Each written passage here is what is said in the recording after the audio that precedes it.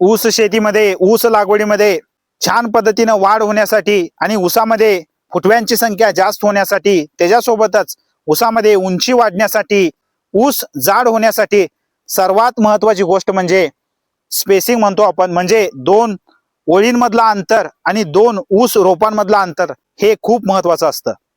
महागणपती कृषी Marathi YouTube channel मध्ये सर्व शेतकरी बांधवांना स्वागत आहे.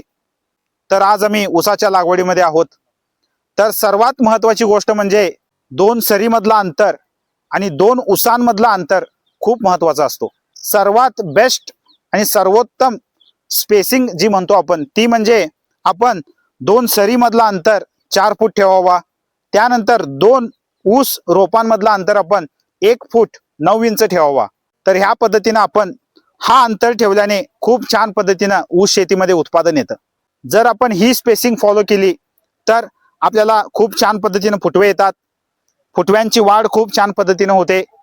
तर आपण जी लागवड वापरतो, जे रासायनिक खत वापरतो त्यांचा वापर खूप छान पद्धतीने होतो.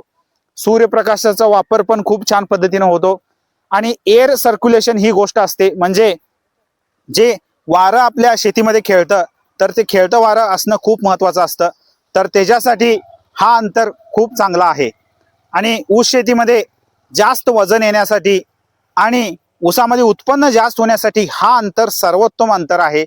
तर 4 फूट 2 सरीमधला अंतर ठेवावा आणि 2 ऊसांमधला अंतर, 2 ऊस रोपांमधला अंतर आपण 1 फूट 9 इंच ठेवावा.